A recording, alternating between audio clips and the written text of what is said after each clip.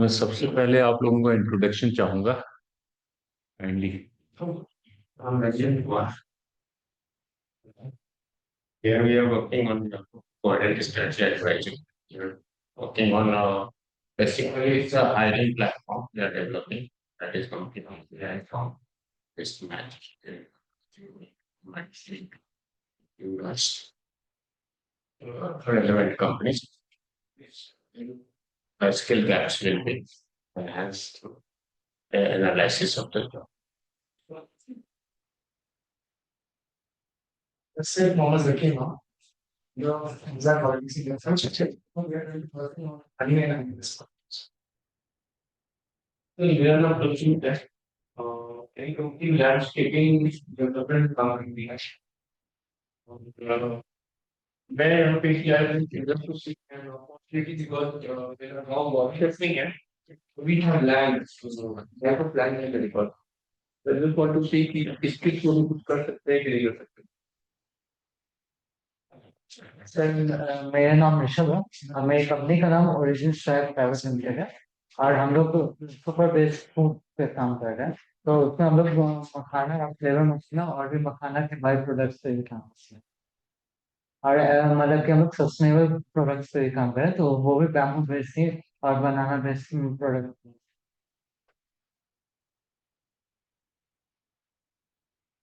Madam आप sir हम MP से अंकिता श्रीवास्तव नाम हो सर यहीं से। अच्छा अच्छा Hello, sir. Myself Rohit Kumar. I'm the founder of Sapro Private Limited. It's a software building company. We build SaaS application and ERP models. Yeah, that's all from my end. Thank you. Good evening, sir. My name is Riya. Currently, I completed my graduation in BSc Honours Agriculture from Punjab University. I am currently working as an intern in AgroKisan.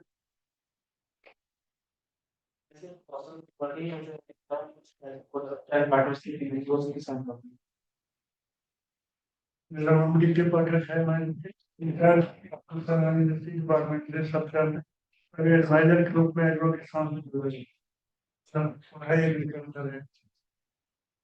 So, sir, my name is Pintu Kumar. I'm the founder and CEO of Agro Kisan startup. We are basically working on hydroponics, aeroponic, and we provide solutions to sustainable farming solutions. Climate smart sustainable farming. Myself Ashutosh Upadhyay, Head Division of Land and Water Management at ICR Research Complex, Forest Region, Patna. Basically, I'm very happy to be here with all of you because there is a group which is a experienced one, which is in the phase of learning. So both are here, and my job is simple because I have nothing to show you a new idea. I have just tried to synthesize or try to give the link, how it happens, and what is the theory behind it, how can we successful. That's all. देखिए पूरी दुनिया में काम सिर्फ efficiency का है. Ultimately बात इसी पे आ जाती है कि कैसे हम एफिशिएंसी इंप्रूव करें, आउटपुट इंप्रूव करें और हमारा प्रोडक्शन अच्छा हो जाए, हमारा प्रॉफिट अच्छा हो जाए. और एट द सेम टाइम हम जिसके लिए काम कर रहे हैं, जो भी क्लाइंट है हमारा, भले फार्मर हो या कोई भी हो, उसके लिए कैसे उसकी इनकम एंड लाइवलीहुड को, हम सबका उद्देश्य अल्टीमेटली वही रहता है. अपना तो है ही है, we have to develop our self also. Otherwise कोई भी आदमी बिजनेस नहीं करेगा, उसमें नहीं उतरेगा जब तक वो अपनी उसकी इनकम कैसे जनरेट हो, कैसे उसका स्कोप बढ़े, जब तक उसके बारे में नहीं सोचेगा तब तक वो उसमें वेंचर नहीं करेगा. तो अपना तो है ही है, लेकिन साथ ही साथ ये भी होता है कि how we can improve income, livelihood, production of our stakeholders like farmers or other people who are involved in agriculture. तो इस आइडिया को लेकर के मैंने जस्ट कुछ स्लाइड्स वगैरह यहाँ पर डेवलप की हुई. I think will enjoy. Any word?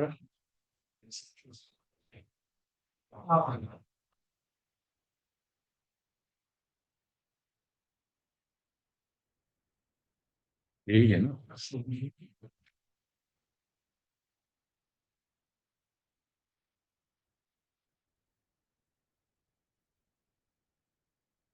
पहले मैं आपको थोड़ी सी कुछ बेसिक चीज बताना चाहूंगा।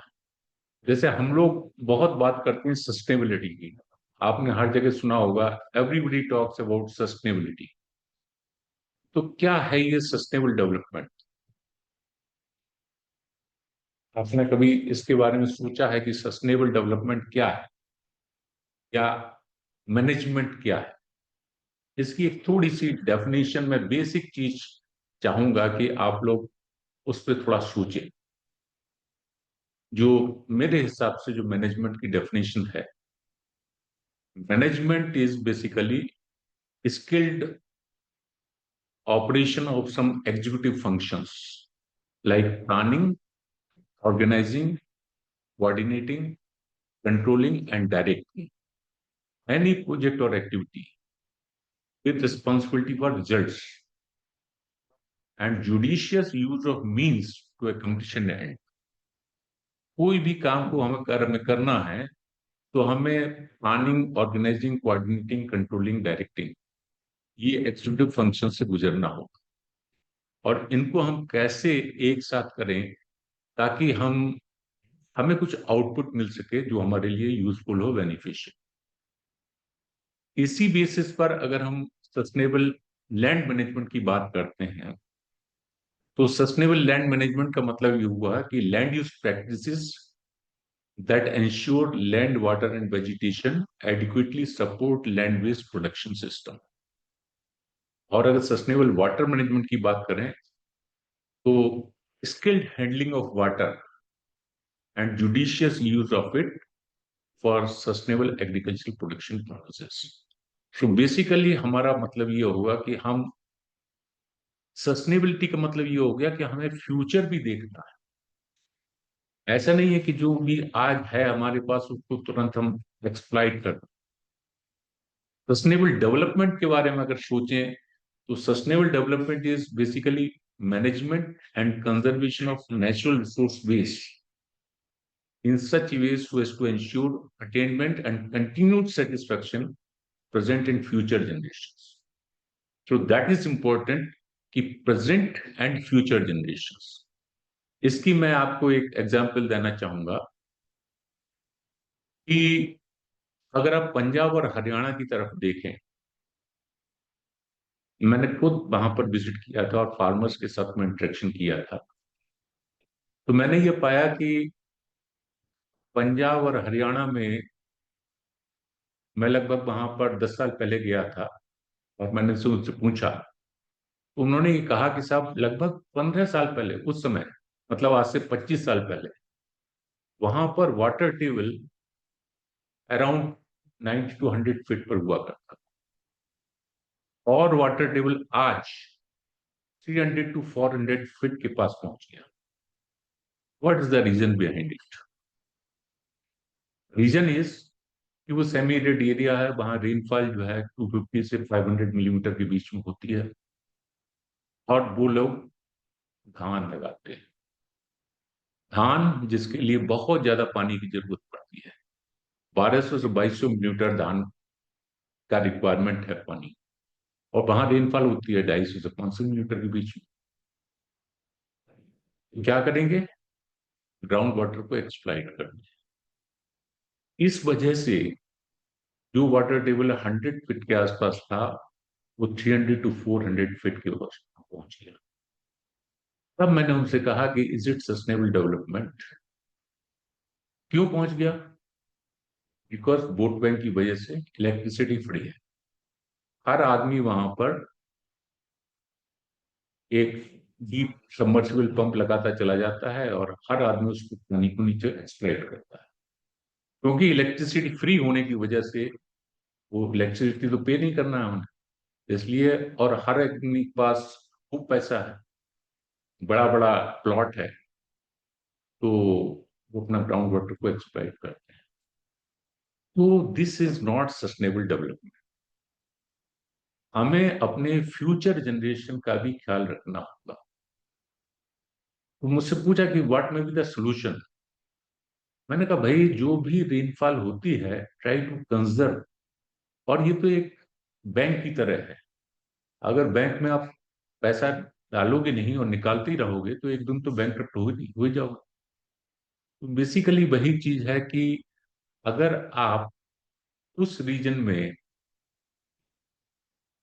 धान की खेती करोगे जहां रेनफॉल बहुत कम होती है,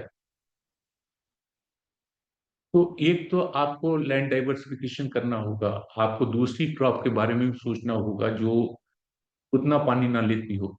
दूसरा आपको रिचार्जिंग के बारे में सोचना होगा, जो भी रेनफॉल होती है उसका जितना ज्यादा से ज्यादा रिचार्ज हो सकता है वो हम ग्राउंड वाटर को रिचार्ज करने की कोशिश करें, और रिचार्ज और विड्रॉल में एक बैलेंस बना के रखें, नहीं तो फिर प्रॉब्लम होगी।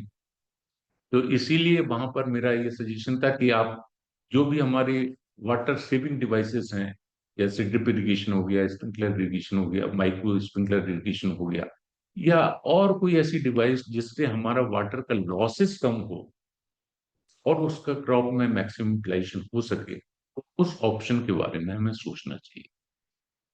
तो जो सस्टेनेबल डेवलपमेंट है वो एक कॉन्सेप्ट है, एक आइडिया है जो हम लोगों को थोड़ा सा अवेयरनेस में काफी काम आता है कि जो भी हमारे पास रिसोर्सेज हैं वो हमेशा के लिए नहीं है। वो रिसोर्सेज धीरे धीरे डिटेरिएट हो रहे हैं और धीरे धीरे समापन की तरफ हैं अगर उनका एफिशिएंट जुडिशियस यूटिलाइजेशन नहीं हुआ। तो ये एक अलार्मिंग सिचुएशन है। लोग कहते हैं कि बिहार में एबंडेंट रिसोर्सेज हैं, वाटर रिसोर्सेज हैं। मेरा मानना है कि ऐसा नहीं है। बिहार में भी कुछ ऐसे पॉकेट्स हैं जहां पर ग्राउंड वाटर ओवर एक्सप्लॉइटेड हो रहा है और धीरे धीरे हर जगह ही वाटर टेबल डाउन होता चला जाए। तो हमें वहां पर भी एक बैलेंस बना के चलना है रिचार्ज और डिस्चार्ज के बीच में, रिचार्ज और विड्रॉल के बीच में। अगर वो चीज नहीं सोचेंगे तो फिर आने वाले समय में बिहार में भी हमें एक बहुत बड़ी वाटर की क्राइसिस को झेलना होगा। दूसरा हमारा चेंजिंग सिचुएशन है, आपके क्लाइमेट चेंज। ये भी एक बहुत भारी चुनौती है हमारे सामने। क्लाइमेट चेंज की वजह से जो भी हमारी ट्रेडिशनल क्रॉप्स वगैरह हैं उन ट्रेडिशनल क्रॉप्स को हम नहीं ले पा रहे हैं और हमें क्लाइमेट रेजिलिएंट क्रॉपिंग सिस्टम के ऊपर सोचना पड़ रहा है कि कैसे हम बदलते क्लाइमेट में कैसे हम उन क्रॉप्स के बारे में सोचें जो उस बदलते क्लाइमेट को रेजिलियंस डेवलप कर सके। तो बेसिकली चुनौतियां बहुत हैं हमारे पास। जहां तक लैंड का सवाल है, लैंड तो बढ़ने वाली नहीं है। जो भी लैंड, सीमित लैंड है, उस लैंड में अगर हम केवल राइस के बारे में ही सोचते रहे तो आगे आने वाले समय में हम लोग आगे नहीं बढ़ पाएंगे। हम जानते हैं कि राइस स्टेबल क्रॉप है, राइस और व्हीट स्टेबल क्रॉप है, बट इट डजंट मीन कि हम केवल राइस और व्हीट से फूड प्रोडक्शन को बढ़ा सकते हैं और आगे आने वाली जनरेशन का फीडिंग कर सकते हैं। रिक्वायरमेंट इस समय यह है कि हम जो भी हमारे पास अवेलेबल लैंड है, कितना उस लैंड का हम डाइवर्सिफिकेशन करें डिफरेंट क्रॉप्स में, कैश पेइंग क्रॉप्स में, ताकि हम उस लैंड का एफिशिएंट यूटिलाइजेशन कर सकें। दो टर्म होती हैं हमारे साइंटिफिक फॉर्म में, एक होता है लैंड प्रोडक्टिविटी और एक होता है वाटर प्रोडक्टिविटी। वाटर प्रोडक्टिविटी का मतलब ये हो गया कि इसको डिफाइन करते हैं केजी पर मीटर क्यूब में या रुपीस पर मीटर क्यूब में। इंटरनेशनली इसको डॉलर पर मीटर क्यूब में भी डिफाइन कर देते हैं। मतलब how much per meter cube of water, how much rupees we are going to get. That is rupees per meter cube or dollar per meter cube. तो ये जो वाटर प्रोडक्टिविटी है that can be increased by only two ways. Number one, either you increase production without increasing water consumption. आप rupees को बढ़ा दीजिए, production बढ़ा दीजिए, मतलब केजी बढ़ा दीजिए और कि जो रुपीज और डॉलर ऊपर वाली टर्म आपकी बढ़ जाएगी, पर मीटर क्यूब आपका नहीं बढ़ेगा। तो either you increase production without increasing water consumption. That way you can increase the water productivity. Or you sustain the production and reduce the water consumption. आपका प्रोडक्शन अगर नहीं बढ़ पा रहा है तो at least you should try to sustain it and reduce the water consumption. अगर किसी का वाटर रिक्वायरमेंट बहुत ज्यादा है और हम ऐसी क्रॉप वहां पर लगा सकते हैं जिसका वाटर रिक्वायरमेंट रिलेटिवली कम है, तो हम जो है वो उसकी वाटर प्रोडक्टिविटी बढ़ा सकते हैं। So these are the two ways by which we can increase the water productivity. Land productivity, जिसको आप कहते हैं कि रुपीस पर हेक्टेयर और केजी पर हेक्टेयर, तो उस लैंड की प्रोडक्टिविटी को हम कैसे बढ़ा, अर्थात उस लैंड में अगर आप केवल राइस वीट करते हैं तो उस लैंड की प्रोडक्टिविटी बढ़ने वाली नहीं। हाँ, राइस वीट स्टेबल क्रॉप है तो हम उसको कंप्लीटली इग्नोर नहीं कर सकते। तो अगर हमसे 50% एक एफिनिटी कंस्टेंट होता है फार्मर का कि भाई हमें 50% एरिया में राइस वीट करना ही करना, तो उस एरिया में हम अगर राइस वीट करते हैं लेकिन साथ ही साथ 50% एरिया में अगर हम दूसरी कैश पेइंग क्रॉप्स कर लेते हैं तो हमारी लैंड प्रोडक्टिविटी को बढ़ाया जा सकता है। और बहुत सी ऑप्शंस हैं जिसके द्वारा लैंड प्रोडक्टिविटी बढ़ाई जा सकती है। जैसे एक सिंपल हमने मॉडल डेवलप करने की कोशिश की थी फार्मर्स के बीच में, कि आजकल जो ये चल रहा है ना कि इंटीग्रेटेड ऑर्गेनिक फार्मिंग मॉडल, कि ऑर्गेनिक खेती की जाए, फार्मर्स को इस तरफ जो है वो एंकरेज किया जाए कि farmer should go for organic farming. तो हमने एक कॉन्सेप्चुअल मॉडल डेवलप किया 1 एकड़ इंटीग्रेटेड ऑर्गेनिक फार्मिंग मॉडल का, कि 1 एकड़ अगर किसी के पास, क्योंकि सबसे बड़ी प्रॉब्लम यहां पर है small and fragmented land holdings, जो फार्मर की सबसे बड़ी प्रॉब्लम। और अगर आप रियली फार्मर को एड्रेस करना चाहते हैं, देखिए बिग लैंड लॉर्ड्स की बात मैं नहीं कर रहा हूं, जो जो बहुत ही कम है यहाँ पर, मैं अगर small and fragmented land holders हैं उनका डेवलपमेंट कैसे हो, उसके लिए या तो कॉन्ट्रैक्ट फार्मिंग उनका जो है वो लैंड कंसोलिडेशन करके उनका डेवलपमेंट किया जाए, या फिर उनके लिए हम लोगों ने एक मॉडल डेवलप किया है जिसको मैंने कहा है इंटीग्रेटेड ऑर्गेनिक फार्मिंग मॉडल, कि अगर 1 एकड़ लैंड है उसी में उनको डिफरेंट ऑप्शंस हो सकती हैं, जैसे उनका हॉर्टिकल्चर भी हो, वेजिटेबल्स भी हो, सीरियल क्रॉप्स भी हो, लाइव स्टॉक और फिशरीज भी हो, और फ्लोरिकल्चर भी हो, मशरूम भी हो, हनी बी भी हो, एपीकल्चर। तो अगर ये सारे एस्पेक्ट्स लिए जाएं, और मेन बात यह है कि इसमें एक की जो आउटपुट है वो दूसरे की इनपुट पर, हमें ये भी देखना पड़ेगा, क्योंकि अगर ये चीज नहीं होती है तो वो इंटीग्रेटेड सिस्टम नहीं कहलाएगा। इंटीग्रेटेड सिस्टम के लिए ये जरूरी है कि एक की आउटपुट दूसरे की इनपुट बन जाए। जैसे आपका वेजिटेबल्स वगैरह है, या सीरियल क्रॉप्स हैं, या हॉर्टिकल्चर क्रॉप्स हैं, इन सबसे जो वेस्ट मटेरियल निकलता है उससे वर्मी कंपोस्ट बना करके हम उसको वेजिटेबल सीरियल क्रॉप्स, और फिर आपके लाइव स्टॉक भी है, तो लाइव स्टॉक का कंपोनेंट, लाइव स्टॉक का गोबर हो गया या उसका यूरिन हो गई, उन सब से लेकर के, और हॉर्टिकल्चर और वेजिटेबल क्रॉप्स और सीरियल क्रॉप्स, इनका जो वेस्ट मटेरियल है इन सबको मिलाकर के वर्मी कंपोस्ट बना, उस वर्मी कंपोस्ट का अगर हम यूज कर लें इसमें, और साथ ही साथ अगर हम उसमें मान लीजिए फिश भी रख सकते हैं, या आप अगर नहीं भी रखें तो जो वेस्ट मटेरियल है उसका, जैसे राइस का जो एक्स्ट्रा है उससे मशरूम का हम कल्टीवेशन कर लें, फ्लोरिकल्चर भी कर लें, अगर इन सब एस्पेक्ट्स को इंटीग्रेट कर लें, तो मैंने खुद ये देखा है कि 1 एकड़ का जो इंटीग्रेटेड ऑर्गेनिक फार्मिंग मॉडल है, दिस में improve the income by at least 2 times the farmers, small farmers. Second जो मैं मॉडल की बात करता हूं, वो कहता हूं कि एक मैनेजमेंट का प्रिंसिपल होता है जो बिहार के फार्मर्स के लिए बहुत ही जरूरी है। मैनेजमेंट में ये कहा जाता है कि don't put all eggs in one basket. एक टोकरी में सारे अंडे रखोगे तो वो जिस दिन टूट गए तो वो बिखरे, उस दिन टूट के बिखर जाएंगे। तो यही कॉन्सेप्ट बिहार के फार्मर्स के लिए भी एप्लीकेबल है कि they should not depend on rice and wheat, they should try to have at least more than 2 or 3 interventions, so that if 1 or 2 intervention fails, at least other interventions are successful, then they should get the benefit of that and their loss is minimized. तो हम लोगों ने एक हमारी farm पर एक अच्छा सा मल्टीपल यूज ऑफ वाटर का एक मॉडल डेवलप किया है। 0.65 हेक्टेयर का वो लैंड था। पहले it was abundant land, totally waterlogged land, and nothing was possible in that area.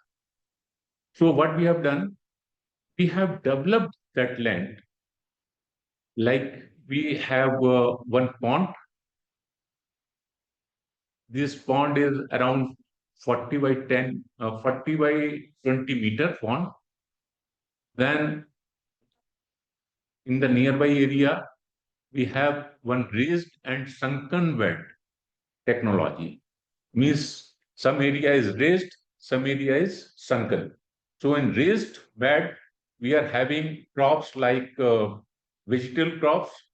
In sunken beds, we are having, say, rice, which are water-loving crops, or in this Kharif Rabi, we are having, say, chickpea and this chickpea and जो आपका क्या होता है मसूर, lentil. तो हम लोग क्या कर रहे हैं कि उसमें लैंड को प्रॉपरली यूटिलाइज कर रहे हैं, रेज्ड बेड और संकन बेड को प्रॉपरली यूटिलाइज कर रहे हैं। Otherwise earlier it was totally water block. तो अगर हम लैंड कन्फिगरेशन को थोड़ा सा चेंज कर दें तो हम एरिया के लिए अंडर डिफरेंट एग्रीकल्चरल इंटरवेंशंस उसकी लैंड यूज एफिशिएंसी या लैंड प्रोडक्टिविटी को हम बढ़ा सकते हैं। Similarly in pond we are having fish as well as duck. Then what is happening? Those duck, they are coming in the area, water. So due to their flapping, what is happening? Oxygen level of water is increasing. And their excreta, that excreta is being consumed by a fish. Okay? And the fish excreta is increasing the nutritional value of water. And that water we are trying to circulate in irrigation of nearby area. And that pond we are filling with 10 HP pump. One 10 HP pump is being used to fill up that pond. And in that pond, there are fish and there are duck. So duck excreta is being consumed by fish. Fish excreta is increasing the nutritional value of water, and that water is being used for irrigation of this horticultural crops like mango, banana, and on the pond, on the bank of the pond, we are having banana, guava, lemon, and banana, guava, and lemon, and then vegetables like brinjal and mango. So, sorry, brinjal and tomato. So that water is being used many times. That's why we say multiple use of water. And this way we are trying to increase the water productivity because same water is being used. And this is really a fantastic model for farmers because it is increasing the beauty of that area. In that area, in 0.65 hectare area, we are having this banana, we are having mango, We are having agroforestry trees also, like sagon and moringa, and we are having vegetables like tomato and brinjal. We are having horticulture crops on the bunds, like this guava, lemon, and banana trees. And in raised and sunken beds, we are having different cereal crops. At the same time, we are having crop block also. So in that crop block, we are having rice, wheat, and other maize like these crops. So this is a wonderful. Earlier, it was totally waterlogged, underutilized. Now it is being utilized and it is giving profit. So by this way, we have tried to increase the land and water productivity, ultimately leading to profitability of the farmer. So like this, there may be many options. Only thing is we have to apply our brain that where is the scope, how we can improve. So now I start my lecture. I'll give you just brief idea about the agriculture in Bihar and overview. We all know 88% rural population, 70% workforce, key crops, paddy, wheat, maize, vegetables, and diverse agroclimatic zones. Then challenges is small and fragmented landholding, water abundance, but seasonal floods and droughts. This is also biggest problem in water management. Low mechanization, high potential for precision agriculture. Agri startups can bridge the gap by offering tech-driven, climate-resilient, and scalable solutions. Yeah, आगे नहीं बढ़ रही है. Okay, these are the agroclimatic zones of Bihar. We already know. Then Zone 1, Zone 2, Zone 3, and Zone 3B. Next. Next. इसलिए नहीं हो रहा. अच्छा हो रहा. Okay.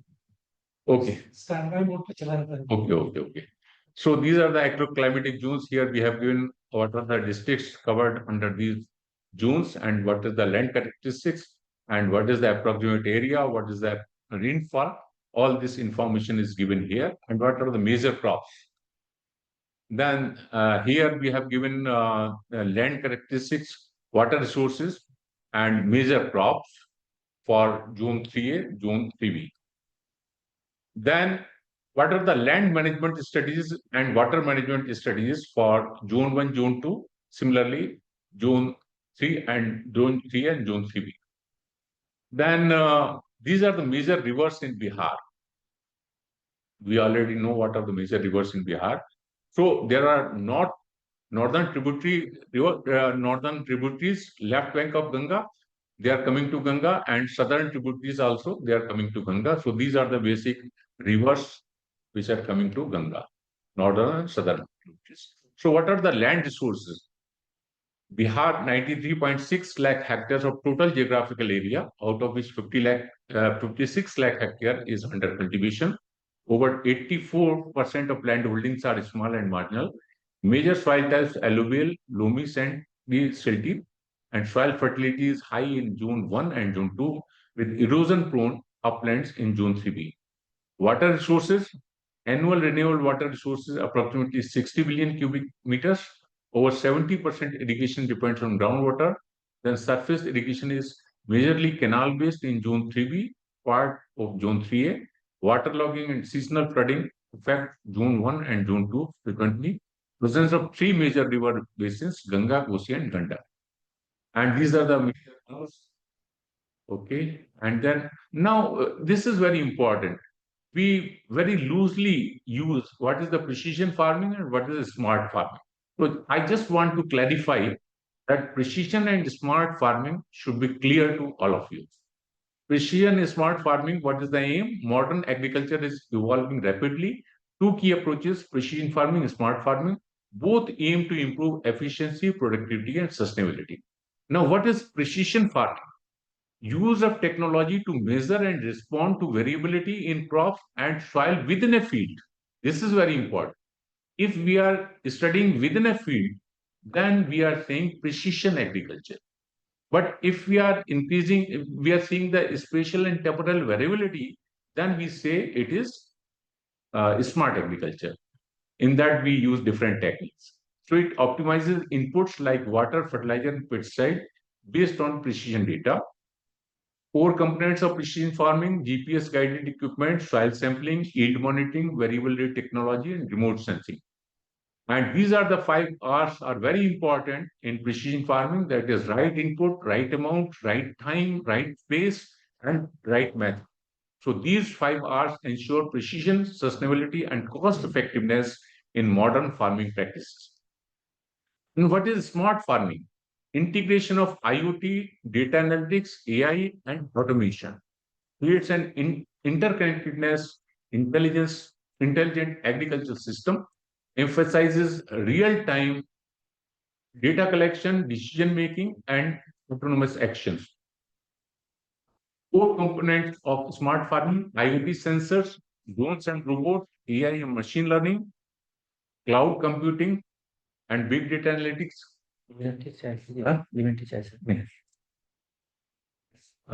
Automated machinery. Goals of smart farming: real-time monitoring and management, automation of farm tasks, predictive analytics for crop and disease management, sustainable resource management. So the smart farming, basically smart जो definition है, इसका acronym specific, measurable, accurate, real-time, and technology-driven.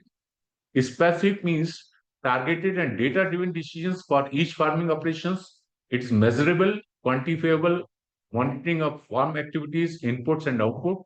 It is accurate, precise data and action tailored to crop and field needs.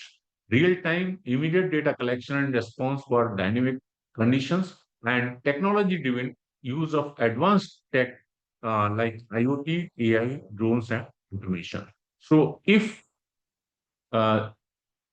smart water and so if somebody asks about smart farming and precision farming, I think now you may be a little bit more clear that what is the difference in smart farming and precision farming. You can say smart farming is now the advanced version of precision farming, because here AI, IoT, and all these drones, all these technologies used maybe they are in smart farming.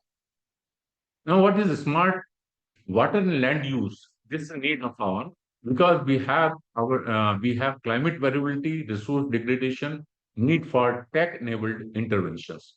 So startup opportunities in land and water management, micro irrigation, soil health diagnostics, rainwater harvesting, and geotech crop advisory. So these are the startup opportunities in land and water management. Now linking startups with water smart solutions. So we have to link these technologies, or these things may be utilized like drip sprinkler innovation, AI, IoT for irrigation scheduling, mobile apps for water budgeting, linking startups with smart land use, that is land digitization and mapping, precision farming inputs, solar pump integration, then role of technology and innovation, GIS, remote sensing, drones, decision support system. These are the technology, because technological innovations are required for, you can say, smart farming or precision farming or modernization of agriculture. Then these are the district-wise potential agribusiness startups in Bihar. We have different districts and different requirements, different potential agribusiness ideas have been mentioned here. Similarly, for these other areas, then these are the agribusiness. As this difference is also given. What is the difference in agribusiness, agri-entrepreneurship, agri-startup, agri-tech startups? These words are very loosely used by people, but difference is not very clear. So that's why I have given this slide here. And say agribusiness, it means a rice milling unit selling packaged rice in local markets. It means this is agribusiness is very, you can say, large area, or its length and width is more. So it is very wide. That is why anybody can be involved in agribusiness. Agri-entrepreneurship is relatively smaller than that. A farmer setting up a greenhouse in grow exotic vegetable for urban markets. So this is very small in comparison to agribusiness. Similarly, agri startups.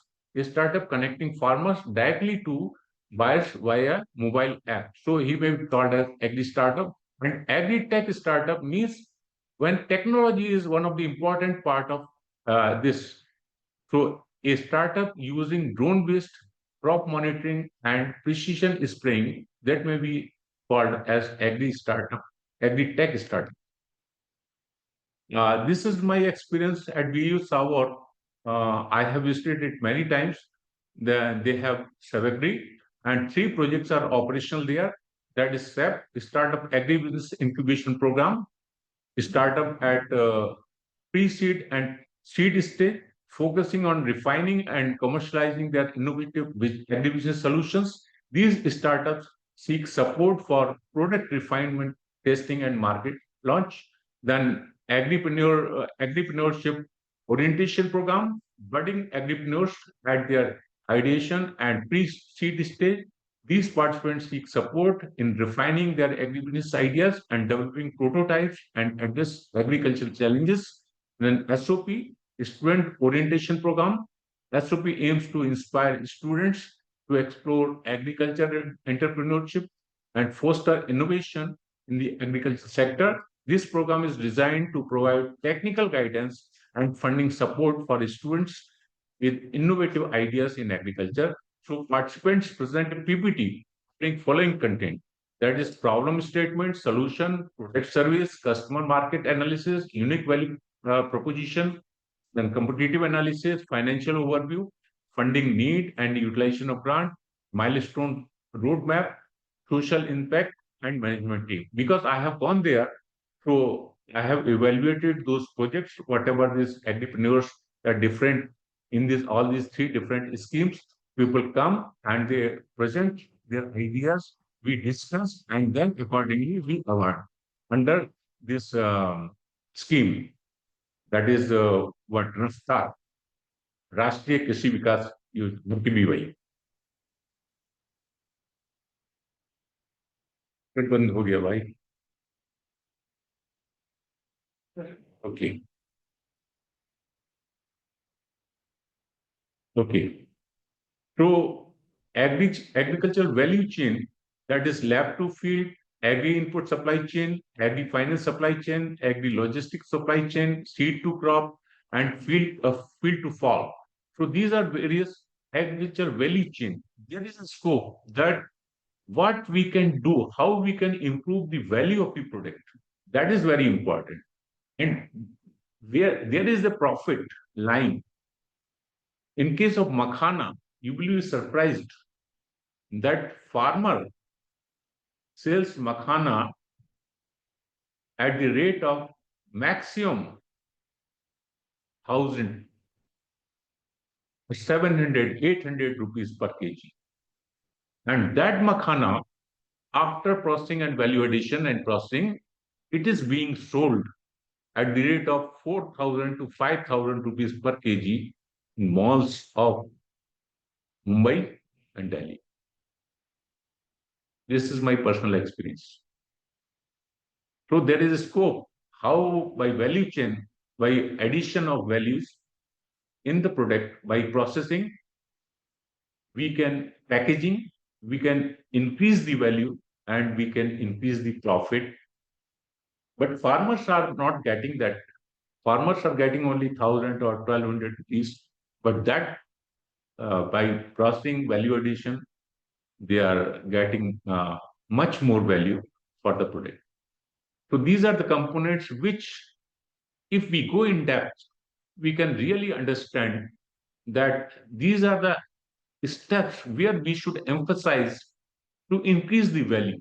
These are the value chain. So process and product innovation, that is very important in value chain. Then there are many organizations like Ninja Card provides business-to-business platform to directly connect the producers, farmers to the retailers, thereby streamlining the supply chain for fresh produce. Dehat provides customized services across the entire agricultural value chain, starting from supply of quality agri inputs and personalized assistance, soil testing, and handicap market linkage. There are many more such agri-tech startups, like, for example, AgriStar, Waycool, or Propin, Fossil, etc. Propin, for example, uses data analytics and artificial intelligence, whereas Fossil uses predictive analysis. The progress made by emerging agri-tech startups, our country would certainly be able to bridge the long-standing gaps in agriculture productivity, efficiency, and sustainability, and thereby help our farmers successfully thrive in rapidly changing world. So suggestive approach for entrepreneurs, choose district relevant value chain, form FPOs or SHGs, benefits and models are given, then register under Udyam Startup India and Bihar Startup Portal, engage with KVKs, Atma and incubators, and prepare DPR, that is detailed project report. Then these are the suggested business models and integration with FPOs, because nowadays everything is being done by FPOs. Government is supporting only FPOs, that is farmers producing organization. And then policy and infrastructure support, digital tools for scale, then proposed linkages, forward the framework. Then there are challenges. That is infrastructure gap is there, limited market access, technology adoption. Requirement is that we have to strengthen incubation support, promote PPP model in agribusiness, develop district level agri policies, and these are the roadmap for implementation. That is mapping and policy alignment, pilots through FPOs, scale with digital platform, and these are the smart strategy is startup incubations and the benefits. That is micro irrigation and automation. There is scope for that. Then geo mapping and precision land use. Then water harvesting and recharge, soil health monitoring, aggregation and farm service platforms. So there is a scope by these smart strategies we can increase the value. Then government scheme, if you see, then there's a PM Krishi Sinchai Yojana, Rashtriya Krishi Vikas Yojana, Startup India Mission, Infra Fund, and Bihar Agriculture Investment Promotion Policy. So these are the schemes of government. We can make use of these schemes. We can get the support from these schemes, and so that we can go for this value chain addition or startups. Then financial institutions and venture support. There are many financial institutions like NEVARD, Small Industries Development, Bank of India, SIDBI, then Agriculture Infrastructure Fund, Bihar State Cooperative Bank, and PACS, Impact Investors, Commercial Banks. And then these are the startup funding sources which give different, there is a limit for these, like RKB by 25 lakhs, PM FME, it is 20 lakhs, then 10 lakhs by Bihar Startup, NEVARD 30 lakhs, and MSME 15 lakhs. Then integration strategy for Bihar, we have to take action point and implement the stakeholders, like promote agri innovations, hubs in each agroclimatic zone, set up FPO linked agri-tech accelerators, provide land leasing or pooling models for smart agri infrastructures, connect the startups to real-time agromet advisory, develop state startup portal for innovations. So startup focus area, that is input delivery, weather advisory, irrigation, post-harvest, market access, smart water use technologies like drip and sprinkler, solar pumps, IoT-based irrigation, land use optimization like GIS mapping, crop zoning, soil health card, agri-tech for climate resilient, that is AI-powered decision tools, real-time weather forecasting. And these are the conclusion and call to action. Bihar is ripe for agricultural growth. A strong role of government, banks, and FPOs. Startups, when linked with the smart water land use, will lead to sustainable profit, precision plus information plus technology for smart management of water and land equal to growth in production and enhancement of productivity, income and employment generation, livelihood improvement, the socio-economic status of employment. Thank you. So basically, my purpose was to make you aware that there are many opportunities, many avenues available. Only thing we have to see where our talent lies, where we can use our brain, and from where we can get the support. That is very important. जो हमारे प्रधानमंत्री का है 5T, जो वो कहते हैं कि टैलेंट, ट्रेडिशन, ट्रेड, टूरिज्म, और एक कोई और है उनका, टैलेंट, ट्रेडिशन, ट्रेड, टूरिज्म, और एक और टी है उनका। तो बेसिकली अगर उसका वो इंटीग्रेशन हो जाए तो we can achieve our role. Technology, talent, tradition, technology, trade और tourism, all these 5T, if we integrate, then we can get our goals. And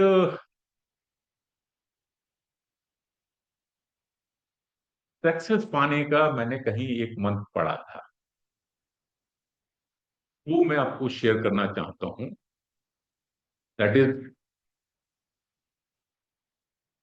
hard work, patience, sacrifice, discipline, consistency and self belief। अगर ये 6 चीजें होंगी तो शायद success हमको मिल जाए। कोशिश ये करनी है कि देखिए, हमेशा आदमी सक्सेस मिले ये कोई जरूरी नहीं है, फेल्योर के लिए भी तैयार रहना, क्योंकि fail itself tells first attempt in learning. Nobody fails, but people try to understand from each and every incident, because fail itself tells that first attempt in learning. And aim means ambition in mind. That is more important, that what ambition you are having in your mind. So if your ambition is there, you can certainly achieve it by your hard work, by your patience, by your discipline, consistency, self-belief, and sacrifice. So now it's open for discussion. If I can answer your queries, I'll be happy. At the same time, you people have a lot of experience.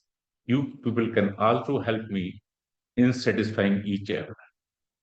Sir, I have one question. Sir, you have talked about 1 acre model. Sir, may I know the budget, like costing of that 1 acre model?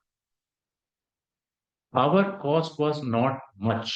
Only thing, because we have our own farm. In that farm, I try to develop a conceptual model. Okay. Okay. That 1 acre means your 4,000 square meter area. In 4,000 square meter area, I allocated that area under different components in such a way so that output of one component is input to other component. For example, rice. Whatever rice we are getting, whatever straw, that straw should be utilized for mushroom growth. Whatever your for energy, we are having the storeroom, because for that energy is required. So whatever your cow dung, 2 cows we have proposed in that. So whatever cow dung is there, and whatever the waste material of agriculture and cereal crops and horticulture crops is there, that is being used to convert in energy as well as vermicompost. So this way we tried only in 1 acre land. There was actually integration. We have not taken any land on lease. We have tried to do in our own farm, and that is conceptual model. Okay, so फिर भी 0.65 hectare 0.65 hectare का model अलग है। कितना पड़ता है? 0.65 hectare का model अलग है, और ये integrate 1 acre integrated model, organic model, ये अलग। 0.65 हेक्टेयर मॉडल क्योंकि वो बिल्कुल एविडेंट पड़ा था, तो उसके लिए हमने पूरा डेवलप किया है। तो उसका तो कॉस्ट हमारा लगभग 6 लाख के आसपास आया है। वो हमारा 6 लाख के आसपास आया, क्योंकि वो तो बिल्कुल एबंडेंट पड़ा था। उसमें हमने पूरा जो रेज्ड एंड सनकन बेड्स किया, फिर हमने पॉन्ड वहां पर जो लो लाइंग एरिया था उसमें हम थोड़ा और उस पर डीपन किया, उसमें पॉन्ड बनाया, उसके बंड्स बनाए, उसमें फिर डिफरेंट क्रॉस लगाया। 1 एकड़ इंटीग्रेटेड ऑर्गेनिक फार्मिंग मॉडल, उसमें तो हमारा जो क्रॉप्स हम लेते थे वही हमने उसको शिफ्ट किया। कॉस्ट बताना पड़ेगा फार्मर को समझाने के लिए, इतना लगेगा। अगर आप उसकी कॉस्ट बताना चाहेंगे तो around 1 lakh, around 1 lakh. Output तो क्योंकि आउटपुट तो उसी की, मतलब वेस्ट मटेरियल उसमें कुछ नहीं था, आउटपुट डबल थी उसकी, आउटपुट डबल थी, मतलब 1 लाख लगा करके हमें 2 लाख मिला। तो उसका मतलब आप समझ सकते हैं कि 1 लाख, अगर 2 लाख अगर मिल रहा है तो हमारा बेनिफिट जो है 1 लाख का हो रहा है, नेट बेनिफिट। तो कहने का मतलब यह है कि जो हम, एक तो हमारा रिसोर्सेज जो हैं वो अंडर यूटिलाइज ना हो, रिसोर्सेज का एफिशिएंट यूटिलाइजेशन होना चाहिए, प्रोडक्टिव वे में यूटिलाइजेशन होना चाहिए, ये हमें फार्मर्स को बताने की जरूरत है। जो भी हमारे पास रिसोर्सेज अवेलेबल है उन रिसोर्स का एफिशिएंट यूटिलाइजेशन हो। और दूसरा, जो भी हम कर रहे हैं क्या उससे फार्मर्स को कुछ फायदा हो रहा है कि नहीं हो रहा है। अब यहाँ पर आप देखिए सबसे बड़ी प्रॉब्लम जो बिहार में है, जो मैंने ऑब्जर्व की, कि जो BRBN है, बिहार राज्य बीज निर्माण निगम, वो सीड कब देता है? जब फार्मर सीड बो चुका होता है, और उस सीड को फिर फार्मर खाता है, उसको बोता नहीं, और वो जबरदस्ती उसको दिया जाता है। तो उस सीड का फायदा क्या है? ये सबसे बड़ी प्रॉब्लम। दूसरी जो है, मैंने small and fragmented land holding की बात बताई, ये एक बहुत बड़ी प्रॉब्लम है, जिसकी वजह से फार्मर अपने रिसोर्सेज का ऑप्टिमम यूटिलाइजेशन नहीं कर पाता। उसकी अगर जमीन है, कई जगह बटी हुई जमीन है, छोटे छोटे कट्ठों में बटी हुई जमीन है, तो वो कैसे बड़े रिसोर्सेज को कैसे उसमें यूटिलाइजेशन कर पाएगा? ऑपरेटिव मॉडल में कन्वर्ट करना पड़ेगा। वही बात है कि देखिए, हम लोगों ने एक जगह हम गए थे, Vaishali area small farmers association, BASFA. अगर आप वैशाली में जाएंगे तो वैशाली में एक बासफा करके है, Vaishali area small farmers association. वो एक डॉक्टर के डी दीवान, पद्मश्री डॉक्टर के डी दीवान वहां पे DM बन के आए हुए थे, एंड अंडर हिज लीडरशिप उन्होंने वहां पर वॉलेंट्री लैंड कंसोलिडेशन करवाया। बिहार में लैंड कंसोलिडेशन नहीं है, ये सबसे बड़ी प्रॉब्लम है। तो उन्होंने वहां पर वॉलेंट्री लैंड कंसोलिडेशन करवाया, और वहां पर उन्होंने उस टाइम में, लगभग 1979 के आसपास की बात है, उस टाइम में उन्होंने 18 ट्यूबवेल खुदवाए, और सब इलेक्ट्रिक से कनेक्टेड 18 ट्यूबवेल, और उनका उन्होंने पूरी शेड्यूलिंग डेवलप कर पाई। जब उन्होंने उसकी वॉलेंट्री लैंड कंसोलिडेशन करवा दिया, उन्हीं के नेतृत्व में फार्मर्स ने वॉलेंट्री लैंड कंसोलिडेशन की, और 18 ट्यूबवेल्स उनके उसमें लीडरशिप में वहां खोदे गए, और उन्होंने उसका पूरा शेड्यूल डेवलप करवाया, और फार्मर्स की टाइमिंग फिक्स कर दी कि भाई इतने बजे से इतने बजे तक आप लोगे, इतने बजे से इतने बजे आप लोगे, और इसका चार्जेस ये होगा, और चार्जेस पूरे रजिस्टर में मेंटेन होंगे, सारा रिकॉर्ड होगा। And that system worked for many years. But once he left that area, again, that is back to square one. अब वो सारे ट्यूबवेल वहां पे इलेक्ट्रिसिटी खत्म हो गए, वो डीजल ऑपरेटेड हो गए, और वो भी बर्बाद हो गया, अब कुछ नहीं हो रहा। तो एक कॉन्सेप्ट हमने जो सीखा वो मैं आपके साथ शेयर करना चाहता हूं, कि होता यह है कि कभी कभी हमको ऐसा लगता है कि अगर हम फार्मर्स को कुछ थोड़ी सब्सिडी दे देंगे, हाँ प्लीज, सब्सिडी दे देंगे तो वो काम कर लेगा। हम लोगों के ICR में या कहीं पे भी, बिहार गवर्नमेंट में कहीं पे भी होता क्या है कि जब कोई स्कीम आती है तो हम क्या करते हैं, भाई उसको खाद बीज ये सब इनपुट दे दिया, अपना एक्सपेरिमेंट करवा लिया, अपनी वाहवाही हो गई हमारी, और हम खुश हो गए कि भाई we have done wonderful work, हमने जो है इनकम, लाइवलीहुड, ये सब जो है 2 3 3 4 4 गुना बढ़ाती है। And once you withdraw the financial support, they are again back to square one, there is no impact. तो हम लोगों को एक DFID, department for international development, उस प्रोजेक्ट में काम करने का मौका मिला। और उस प्रोजेक्ट की बेसिक फिलॉसफी ये थी, उन्होंने कहा था कि भाई हमारी ये थ्योरी है कि हम चाहते हैं कोई ऐसी चीज टेस्ट करना जो विदाउट एनी फाइनेंशियल इंसेंटिवाइजेशन हो, और in our opinion that is sustainable technology. If any farmer adopt anything without any financial incentivization, that is sustainable technology। उनकी डेफिनेशन ये थी, क्लियर। ठीक है, करेंगे। 4 साल का प्रोजेक्ट था। हम लोग गांव में जाते थे, फार्मर से बात करते थे, कहते थे कि भाई ऐसा कर लीजिए, वैसा कर लीजिए। फार्मर कहें भाई कितना पैसा देंगे आप? उनका पैसा तो नहीं दे पाएंगे। बोले फिर वक्त क्यों बर्बाद कर रहे हैं, हम तो कुछ नहीं कर पाएंगे बिना पैसे के। बात भी सही थी, लेकिन उनकी कंडीशन ये थी DFID की कि आप लोग वीक में एक बार जाएंगे और फार्मर से बात करेंगे और उसकी रिपोर्ट बना करके हमको देंगे। अगर आप 4 साल बाद ये कहते हैं कि आप कुछ नहीं कर पाए, will be more than happy, but you have to go continuously, you have to persuade farmers.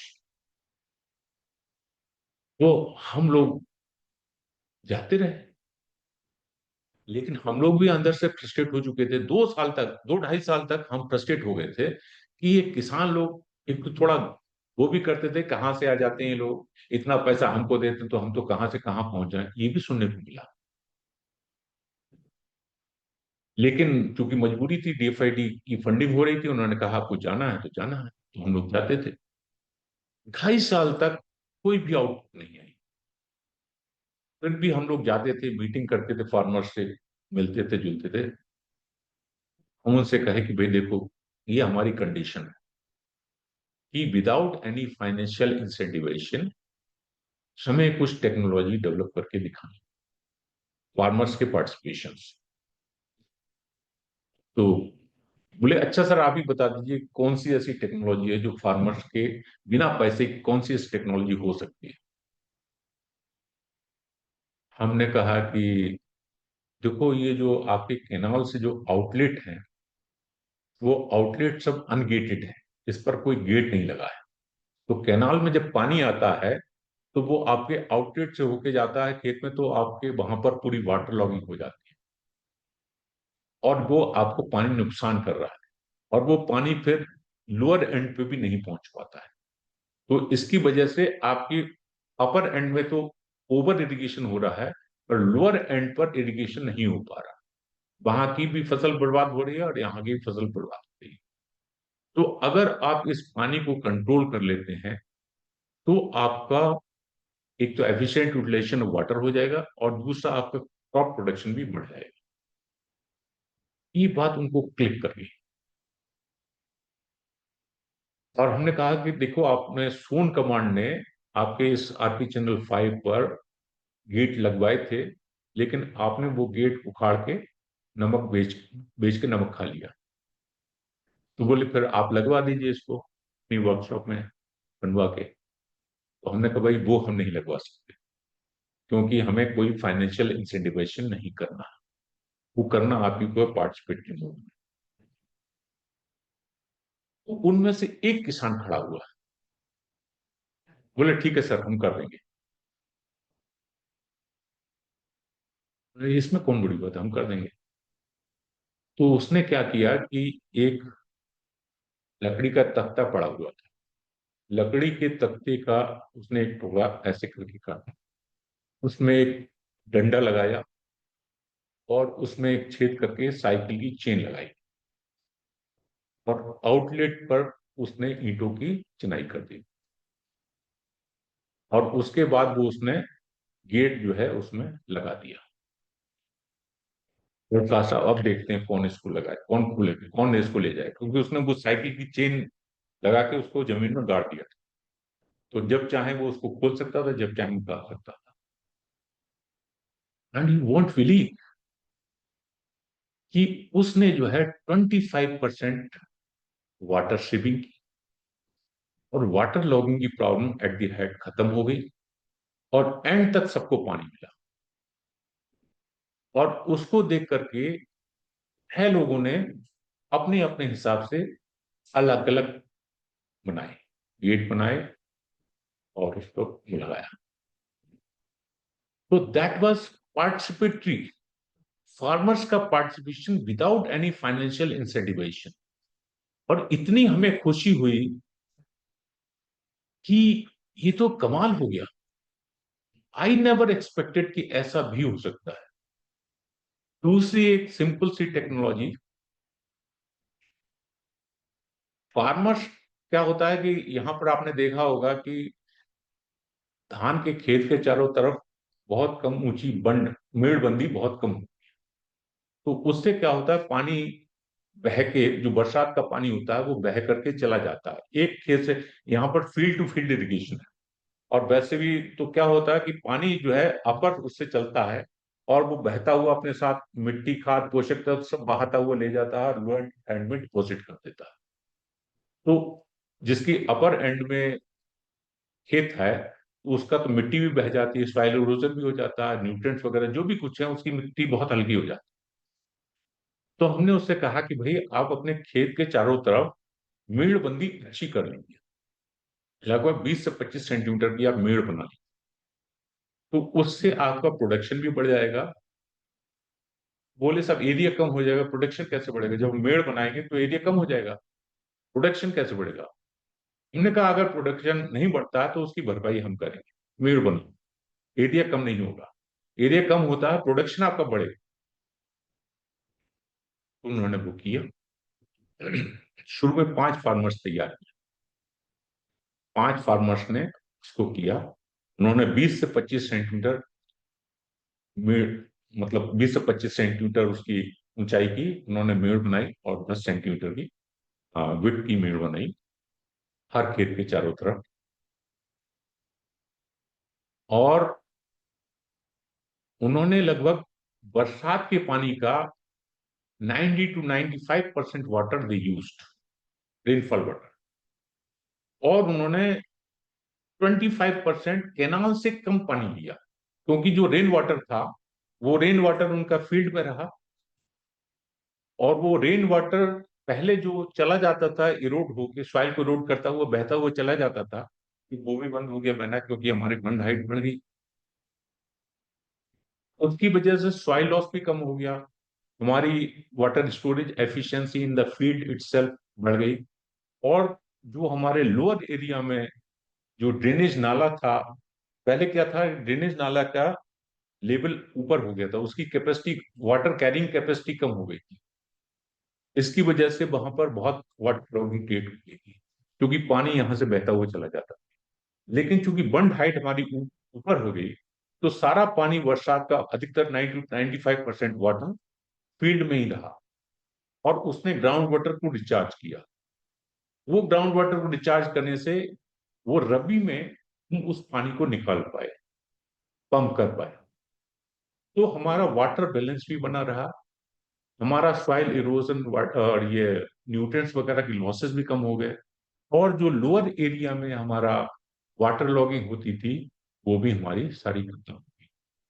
शुरू में 5 फार्मर ने किया, अगले सीजन में हमने लगभग 500 फार्मर को बुलवा के डेमोन्स्ट्रेट उन्हीं फार्मर से करवा दिया, अपने आप नहीं बुला, क्योंकि फार्मर टू फार्मर जो कम्युनिकेशन होता है उसका कोई जवाब नहीं है।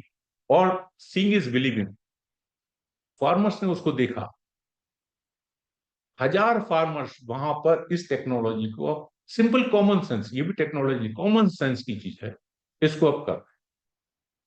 ऐसे ही तीसरी चीज जो हमने की थी मल्टीपल यूज ऑफ वाटर के बारे में, कि फार्मर्स पहले ये भी नहीं जानते थे कि मछली को कुछ खाती भी है, मछली, मछली बिना खाए रह सकती है, मछली पानी ही पीती है। इसके बारे में भी लोगों को नहीं पता था।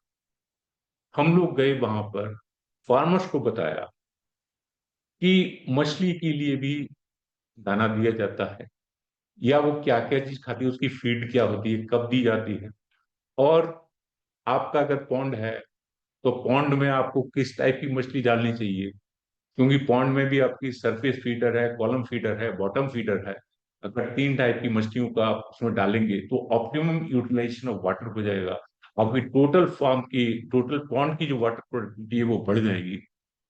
अगर आप इस तरीके से करते हैं तो आप पानी का ऑप्टिमम यूज करेंगे, आप प्रोडक्शन बढ़ा देंगे। तो क्या था कि पहले वो लैंड एबंडेंट पड़ी हुई थी, क्योंकि वहां तो बड़े लोग हैं तो वो लैंड छोड़ के चले गए थे।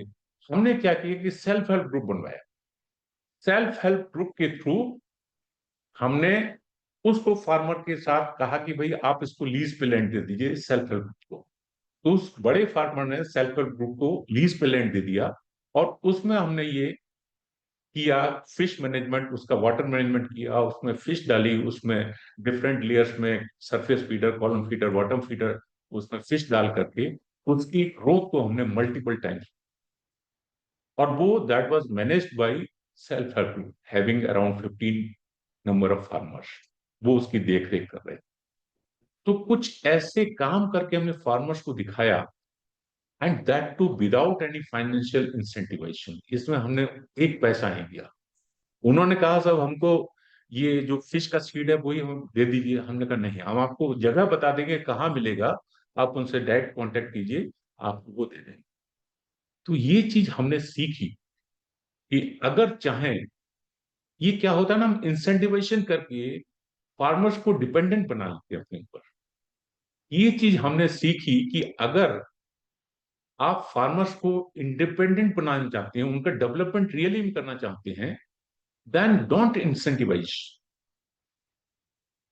क्योंकि आप किस किस को देंगे, किस किस को आप इंसेंटिव्स देंगे, कितने लोग आप डिपेंडेंट बनाओगे, आपके पास भी तो लिमिटेड फंड है, कहां से दोगे आप। इससे अच्छा है कि आप उनको नॉलेज दे करके अगर आप उनका डेवलपमेंट करते हैं तो दे कैन डू वंडर्स। तो इसलिए मैं बार बार कहता हूं कि 4 चीजें जो है, नॉलेज, स्किल, एटीट्यूड और विजडम, ये 4 चीजें बहुत इंपॉर्टेंट। इनमें क्या अंतर होता है? Knowledge is basically what to say, skill is how to say, attitude is why to say, and wisdom is whether to say or not. It is very important. We should remember. और कुछ आप पूछना चाहते हैं? नहीं तो मैं last में आपको, हाँ, मैं ये कहना चाहता हूँ, आप जो जो बात बोले इस क्षेत्र में हम काम कर रहे हैं, तो करीब 800 एकड़ में हम खेती करा रहे हैं। और सब जो सिस्टम आप बता रहे हैं, ड्रिप वगैरह सब यूज करें। देखिए अभी बिहटा में मेरा 52 एकड़ जमीन है, देखिए तो 100 आदमी का खेत है, सबको एक साथ करके वहाँ ट्रेनिंग भी कराते हैं,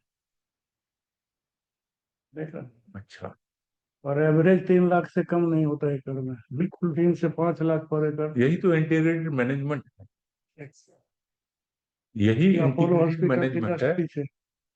अगर किसानों को टेक्नोलॉजीज की, मात्र 5 HP से 52 एकड़ पटवन हो रहा, मात्र 5 HP, तो वो भी 8 घंटा ज्यादा। इतना वाटर का। तो वही है कि देखिए, जब हम ये समझ लेते हैं कि हमारे पास वाटर सेविंग टेक्नोलॉजीज हैं, हमें actually water pumping, water lifting, water measurement, water management, इन सब टेक्नोलॉजीज के बारे में थोड़ा सोचना पड़ेगा। क्योंकि अब वाटर जो है वो स्कैर्सिटी, ये वो जमाना चला गया कि हमारे पास एबंडेंस है, वाटर की एबंडेंस, बिहार पानी पे तैर रहा। नो, धीरे धीरे सिचुएशन हमारी चेंज हो रही है, वाटर की कमी होती चली जा रही है, क्लाइमेट भी चेंज हो रहा है। तो हमें सब चीजों को देखते हुए ही अपनी प्लानिंग करनी पड़ेगी। सरकार की तरफ से भी कुछ कमी है, जैसे चेक डैम छोटा छोटा हर नदी में 3-3 फीट का हाइट हम बहुत बनवाए हैं अपने गाँव वगैरह में। पानी रुकता है, रुकेगा तब तो नीचे जाएगा, नहीं तो सब बाकी नहीं तो अभी यहाँ पर देखिए, पहले बिहार में हमारे आहार और पाइंस इतनी अच्छी डेवलप्ड टेक्नोलॉजीज थी, ट्रेडिशनल टेक्नोलॉजी थी, लेकिन अब जो है धीरे धीरे ये सब डिटेरियोरेट हो रहा है। Nobody is taking care of all this technologies. So model देखना चाहेंगे तो कैसे देखेंगे? कौन सा? 0.65 का या हाँ, तो भी आइए कभी आईसीआर में, हमारे सबजपुरा फार्म में आइए। हाँ हाँ ठीक। सबजपुरा फार्म में, पोटैटो वाला फार्म के आसपास एयरपोर्ट के पास जो है। नहीं नहीं उसमें नहीं है, हाँ। ये हमारा सबजपुरा फार्म जो है, क्या कहें उसको, वाल्मीकि के पास उस साइड में है, हाँ, वाल्मी है, वाल्मी उस तो देख साइड, रहे हैं। उस साइड में।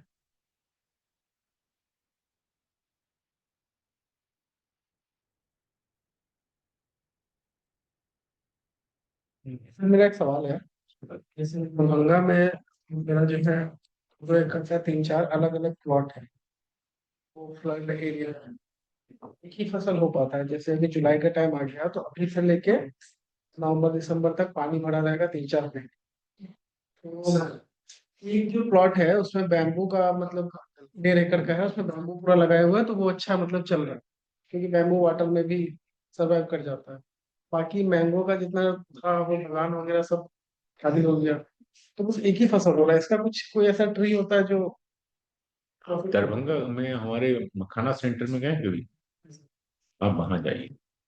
कौन सर बना, मतलब वो फ्लड आता है तो 3-4 फीट रोड हाइट तक आ जाता है पानी, तो आप मखाना सेंटर में हमारे कभी जाइए। पहले वो मखाना सेंटर हमारे ही अंडर में था, अब वो मखाना सेंटर को इंस्टीट्यूट बनने लिए कर रहे हैं। तो लेकिन अभी भी वो एग्जिस्ट कर रहा है दरभंगा में। You go and then see the technologies developed over there. अब तो वहां पर उन्होंने, मतलब पहले कहते थे ना मखाना जो है वो पॉन्ड में, बड़े पॉन्ड में ही होगा, गहरे पॉन्ड में ही होगा। अब उन्होंने टेक्नोलॉजी ऐसी डेवलप की है कि वो आपके धान के खेत में भी हो सकता है, मखाने के साथ सिंघाड़ा भी हो सकता है, सिंघाड़ा और मछली भी हो सकती है। ठीक है, तो बहुत सी ऐसी पॉसिबिलिटीज एक्सप्लोर किए हैं जो आपकी इनकम और लाइवलीहुड को बढ़ा देंगे। तो आप वहां पर जाइए और डिफरेंट टाइप के जो मॉडल्स डेवलप किए हैं वहां पर, उन मॉडल्स को लेकर के आप कोशिश कीजिए कि कैसे उनको इंटीग्रेट कर सकते हैं और कैसे अपनी इनकम लाइवलीहुड बढ़ा सकते सब ट्री प्लांट कोई ऐसा ट्री है जो 3-4 फीट का पानी 4-5 महीने सर्वाइव कर जाए? हैं। नहीं, आप उनसे उनसे डिस्कस कीजिए। मैं आपको बिना जमीन को देखे, बिना उसको देख करके ऐसे नहीं बता सकता रेंडमली। वो लोग आपके, मतलब आपसे पूरा डिस्कस करके आप उनके पास जाइए और ये बताइए उनको कि हमारी ये सिचुएशन है, इस सिचुएशन में हमारा कौन सा चीज सरवाइव कर सकती है, क्या हम ले सकते हैं। क्योंकि हमने जो बताया ना यहाँ पर, जैसे हमारा तो ये पर्पस है, फॉर एग्जाम्पल जैसे मैंने अभी आपसे मल्टीपल यूज ऑफ वाटर की चर्चा की, उसमें हमारा पहले वो अंडर यूटिलाइज था, हमने रिज्ड और संकन बेड बनाए। ठीक है, लैंड कन्फिगरेशन चेंज किया। तो क्या पॉसिबिलिटी ऐसी हो सकती है कि लैंड कन्फिगरेशन चेंज करके क्या आप उसको डेवलप कर सकते हैं? ऐसा भी होता है कि आप लैंड कन्फिगरेशन, जैसे आपको अगर ट्रीज ही लगाने हैं लीजिए, तो आपको मॉन्ड बनाने पड़ेंगे, मॉन्ड को बना के ट्री लगा दीजिए और आपका ट्री सर्वाइव कर जाएगा। उसके बाद तो फिर इतना वाटर लॉगिंग की प्रॉब्लम नहीं होगी। हमने ये चीज वैशाली में भी डेवलप की थी, जिसको हम बायो ड्रेनेज कहते हैं। बायो ड्रेनेज का मतलब ही ये होता है कि ऐसे ट्रीज जो पानी को पंप करते हैं, जैसे पॉपुलर होता है, पॉपुलर ट्री का पानी का रिक्वायरमेंट बहुत होता है। एक बार वो एस्टेब्लिश कर जाता है, उसके बाद तो ग्राउंड वाटर को ही खाली कर देता है।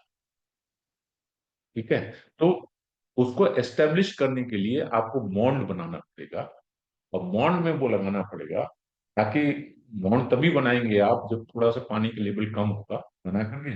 उसके बाद अगर पानी आ भी जाता है तो वो तो डेवलप कर गया। कोई नहीं, पॉपुलर टी है, इक्लिप्टस है, बहुत से ऐसी ट्रीज हैं जो आपके वाटर को, वाटर लॉगिंग एरिया के लिए सुटेबल हो सकते हैं।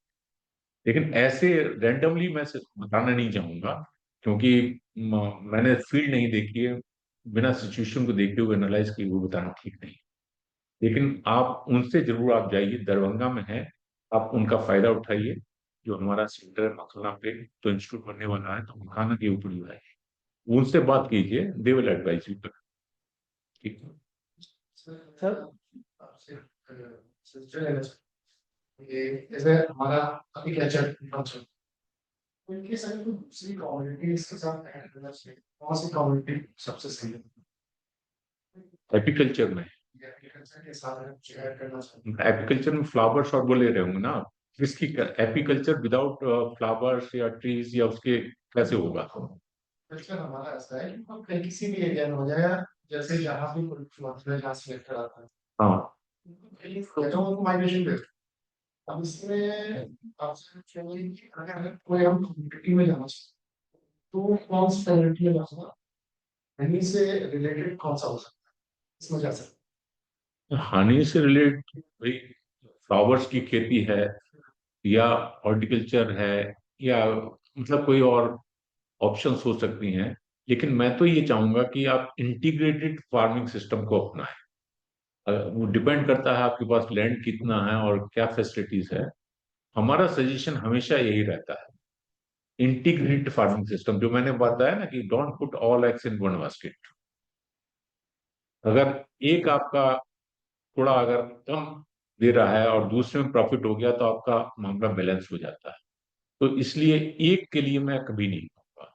मैं हमेशा कहूंगा कि आप जो है इंटीग्रेटेड वे में, चाहे आप सीरियल क्रॉप्स ले सकते हैं, हॉर्टिकल्चर ले सकते हैं, वेजिटेबल ले सकते हैं, आप मशरूम ले सकते हैं, आप फ्लोरिकल्चर ले सकते हैं, आप जो है वो एपीकल्चर तो कर ही रहे हैं, आप उसमें आप पॉन्ड में फिश ले सकते हो, और आप जो है गाय भैंस भी पाल सकते हो, गाय पाल सकते हो आप उसमें। जो हमने integrated organic farming model develop किया है, कॉन्सेप्चुअल, उस टाइप के मॉडल को आप उसमें डिफरेंट चाहो, आपकी कैपेबिलिटी है, आपकी वो है, उसके हिसाब से आप सेलेक्ट कर सकते हो। और जो नहीं चाहो कोई बात नहीं है। मतलब मेरा ये कहना है कि you go for more than one and any time depending on your limit, any number depending on your capability. भाई कैपेबिलिटी में आपकी इन्वेस्टमेंट भी देखना पड़ता है, प्लस आपका मैन पावर कितना है, मैनेजमेंट भी देखना पड़ता है। हर चीज को देखने के बाद ही आप डिसाइड करते हो। लेकिन हर चीज के बेनिफिट्स भी होते हैं और प्रॉफिट्स भी होते हैं। मैं तो हमेशा अपने फार्मर से ये कहता हूं कि भाई, जैसे हमको हर महीने सैलरी मिलती है, वैसे ही आपका भी प्लान होना चाहिए कि हर महीने आपको कुछ ना कुछ इनकम हो। वो तभी संभव है जब आप डिफरेंट इंटरवेंशंस को लेंगे। देखिए, हर चीज से आपको पैसा मिलेगा अलग अलग महीनों में। तो आपका क्रॉप कैलेंडर या जो भी कैलेंडर है वो इस टाइप से होना चाहिए कि हर महीने में आपको कुछ पैसा मिले, क्योंकि हर एक का सीजन अलग अलग। इंडिया में हमारे फॉर्चुनेट है कि हर टाइप का सीजन में हर टाइप की क्रॉप अलग अलग हो सकती है। खरीफ रबी समर बना हुआ है, फिर हॉर्टिकल्चर के लिए बना हुआ है, हॉर्टिकल्चर है, वेजिटेबल्स है, हर एक का। लाइव स्टॉक से आपको अलग इनकम हो सकती है, गाय भैंस पालिए या बकरी पालिए या फिर आपका फिश लीजिए, उससे अलग वो हो सकती है। क्योंकि हमारा इसीलिए जो ICAR research complex for eastern region Patna है, that is basically for integrated farming system, integrated interventions. जो हमारे यहाँ अगर आप कभी विजिट करते हैं, then we have integrated models, जहाँ पर आपको लाइव स्टॉक भी मिलेगा। हमारे यहाँ जो है लाइव स्टॉक में गाय भैंस भी हैं, हमारे यहाँ बकरी भी है, हमारे यहाँ मुर्गी भी है, बतख भी है, और हमारे यहाँ हॉर्टिकल्चर वेजिटेबल क्रॉप भी हैं, पॉन्ड्स भी हैं, सीरियल्स भी हैं, और जो आजकल पोषक अनाज कहते हैं, न्यूट्रिएंट्स, श्रीअन्न, उसके ऊपर भी होती है, इंफॉर्मेशन है, पल्सेस भी हैं।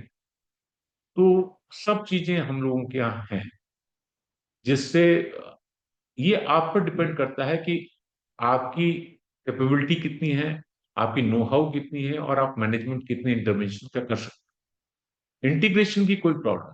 तो जैसे आपका जैसे रिलेशन सिस्टम है वो लेके आएगा माइंड। बिल्कुल, आप सीधा हमारे डायरेक्टर को लिख दीजिए कि हम देखना चाहते हैं, विजिट करना चाहते हैं आपके फार्म की, फिर विजिट, नो प्रॉब्लम। कभी भी आप आके, you all are invited, any time you can visit. But before prior, you just give an information to director that we are coming on such and such date. We want to visit your farm to see your activities. किसी आप अपने साथ किसी को लाना चाहें, you can see the activities going on there. You can interact, discuss, no problem. Sir ये जैसे हम लोग अगर स्मार्ट फार्मिंग सॉल्यूशंस प्रोवाइड करते हैं उसमें इफ वी वांट कि the ICR help us in getting projects के माध्यम से हम लोग ज्यादा लोग को उस पर कनेक्ट करना चाहें, how is ICR can help us? LCR में देखिए डिफरेंट हम एग्री इंक्यूबेशन प्रोजेक्ट्स होते हैं जिसके लिए कुछ लोग अप्लाई करते हैं, तो हम लोग उनको कंसल्टेंसी देते हैं, हेल्प करते हैं और उनको एक प्लेटफॉर्म प्रोवाइड करते हैं कि भाई आपका तैयार है, you can apply for different funding agencies. जैसे बीएयू साबोर में 3 टाइप के उनके प्रोजेक्ट चलते हैं। एक तो स्टूडेंट्स के लिए है, We already, we both are already अच्छा selected. हाँ CCIP. हाँ हाँ तो इसीलिए मैं बता रहा हूँ कि उसमें बीएयू में तो मैं भी गया हुआ हूँ और मैंने देखा ही है वहां पर क्या सिस्टम है, वो करते ही हैं। तो इस टाइप की मतलब हम लोग जो हैं वो यहाँ पर भी आईसीआर में भी, और हमारे एक रांची में सेंटर है, तो वो भी सब उसको इवेल्युएट करते हैं, देखते हैं कि उनमें उनकी एप्लीकेशन वगैरह जो आती है उनको देखते हैं और उनके पास जो भी फंडिंग एजेंसी है उसके लिए रिकमेंड कर देते हैं। सर बिकॉज सर जैसे नाबार्ड की तरफ से है कि NABARD has shown us interest in our product and they want to test us with the FPOs, उनके जो FPOs है इस तरह से कोई अपॉर्चुनिटीज आईसीआर की तरफ से होता है क्या कि स्टार्टअप्स को कॉल करें उनके सॉल्यूशंस को और बड़े लेवल तक ले जाने के लिए? नहीं, अभी तक तो ये नहीं है, लेकिन एफपीओस पे हम लोगों का थोड़ा काम चल रहा है, लिंकेज उनके साथ चल रही है। कुछ एफपीओस हम लोगों के साथ एसोसिएटेड है, तो उनका इवेल्युएशन वगैरह कैसे वो परफॉर्म कर रहे हैं उसका है हमारे साथ एसोसिएशन। सर मेरा क्वेश्चन है, अभी जैसे आपने बताया कि अगर हमें कोई फॉर्म विजिट करना है या कुछ ऐसे लर्निंग पर्पस के लिए कुछ देखना है, विजिट करना है, तो हम लोग डायरेक्टर को मेल करेंगे। तो ये पॉइंट तो मुझे समझ में आ गया। अगर सपोज कीजिए हमें ना डेयरी फार्म को एक्सप्लोर करना है, जैसे सुधा है या फिर और ऐसे कोई बिग जायंट ऑर्गेनाइजेशन है, हमें वहां जाके एक बार विजिट करना है, चीजों को समझना है कि कैसे वहाँ पे काम हो रहा है, ऑपरेशनल चीजें कैसे होती है, या फिर हम लोग है ना फॉक्सनट या फिर मखाने की बात करें, क्योंकि मेरा एक प्लान था कि मैं एक्सपोर्ट इंपोर्ट करूँ मखाने को प्रोसेस करके। तो अगर हमें उन सब चीज़ों को समझना है, सीखना है, प्रोसेसिंग देखनी है, तो क्या मतलब ऑर्गेनाइजेशन हमें वैसे चीज़ों में हेल्प करती है क्या कि आप कहीं पे अपॉइंटमेंट जैसा कुछ कर दे जहाँ पे हम लोग जाएं और चीज़ों को मतलब बेटर तरीके से समझ पाए, ट्रेनिंग काइंड ऑफ थिंग। या फिर फिशी कल्चर में भी या फिर फिश फार्मिंग में भी वो ऐसा कर सकते हैं कि कुछ हमें सीख मतलब जो इंटरेस्टेड लोग हैं वो अगर सीखना चाहें तो वो ग्राउंड लेवल पे जाकर सीखना ज़्यादा बेटर होता है as compared to the theoretical चीज़ें सीख रहे हैं। देखिए इसका तो मखाना का तो इंस्टीट्यूट हमारा है, तो मखाना से रिलेटेड जो भी है वो ट्रेनिंग वहां पर होती है। वहां पे आप जाके देख भी सकते हैं, प्रैक्टिकली आप पूरा स्टडी कर सकते हैं, देख सकते हैं, इंटरेक्ट कर सकते हैं। टाइम पे होता होगा ना कुछ, या फिर कभी भी जाएंगे तो वो देख सकते हैं सारा। वहां के आप उनको लिख दीजिए, हेड को लिख दीजिए कि आप विजिट करना चाहते हैं, तो वो जब भी टाइम दें तो उसके हिसाब से आप मैनेज कर सकते हो। सुधा डेयरी का I can't comment, I can't say, because it is not in our control. उनका कंट्रोल अलग है, तो उनके मैनेजमेंट से आप बात कर सकते हैं। अगर आपको विजिट करना है, वहां पर डेयरी देखना है उनकी, तो आप देख सकते हैं। प्लस अगर आपको वासु में जाना है, क्योंकि ये चीज थ्योरेटिकल और प्रैक्टिकल नॉलेज आपको बिहार एनिमल साइंस यूनिवर्सिटी वहां पर भी आप समझ सकते हैं। तो वहां पर भी डिफरेंट ट्रेनिंग प्रोग्राम्स चलते रहते हैं, उनमें आप वहां जाकर के फील्ड का और थ्योरी एंड फील्ड दोनों का ही एक्सपीरियंस आप गेन कर सकते हैं। ठीक है। सर अगर इन केस अगर है ना हमारे पास लैंड है और अगर हम 2,500 प्लांट लगाना चाहते हैं, तो क्या प्लांट परचेस करने पे भी कुछ सब्सिडी का मतलब सिस्टम है क्या कि अगर हम लोग प्लांट लगाना चाह रहे हैं अपने अपने फील्ड पे, खाली बड़ा फील्ड है, अगर उसमें प्लांट लगाना चाह रहे हैं तो कुछ सब्सिडी मिलती है क्या? किस टाइप का प्लांट? और नॉर्मल लकड़ी वाली प्लांट मतलब ऐसे शीशम का पेड़ लगा दिया है कुछ ऐसा जो 20 साल 25 साल के बाद मतलब लकड़ी निकाल सकते हैं वैसा। वो तो हम लोग के यहाँ प्रोविजन नहीं है उस टाइप। वो तो मेरे ख्याल से बट कैसे आपका लैंड कहाँ पर है? और गया गया टिकारी। तो हम लोग सॉल्यूशन प्रोवाइड कर सकते हैं, वी हैव सॉल्यूशंस आपके कॉस्ट बेनिफिट के साथ हम लोग आपको बताएंगे कि आपका इनपुट लगेगा and you will like very very surprise से आप बहुत ही कम इनपुट में जो है बहुत मैक्सिमम प्रॉफिट आप जनरेट कर सकते हैं लिमिटेड लैंड। ठीक है, तो आप कनेक्ट कनेक्ट कीजिए एग्रो किसी का, गिव यू माय कार्ड, ठीक है ना। तो हम ओके, हम लोगों का basically research organization ICR research complex for eastern reason.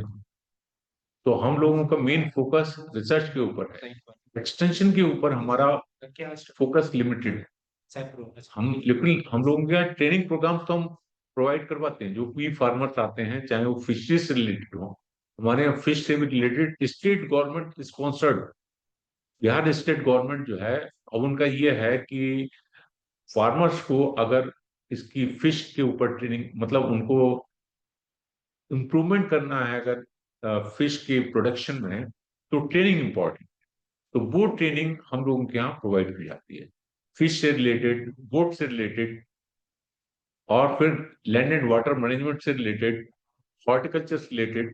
हमारा एक हॉर्टिकल्चर का सेंटर भी है रांची में, horticulture centre for hill and plateau region Ranchi में, वो भी हमारे अंडर में आता है। तो उससे रिलेटेड हॉर्टिकल्चर रिलेटेड जो भी ट्रेनिंग है, हॉर्टिकल्चर एग्रो फॉरेस्ट्री रिलेटेड, वो हमारा रांची सेंटर करता है। हम लोगों के यहाँ पर मेनली फिश की, लाइव स्टॉक की, क्रॉप से रिलेटेड, जो फार्मर्स को क्रॉप से रिलेटेड इंफॉर्मेशन चाहिए वो, और जो लैंड एंड वाटर रिसोर्स से रिलेटेड इंफॉर्मेशन। तो इस सब के ट्रेनिंग्स जो हैं हम फार्मर्स को, और जो भी स्टेक होल्डर्स हैं, चाहे वो गवर्नमेंट के हों, यूनिवर्सिटीज के हों, या फिर स्टेट गवर्नमेंट के हों, फार्मर्स हों, उन सब के लिए इंफॉर्मेशन देते हैं।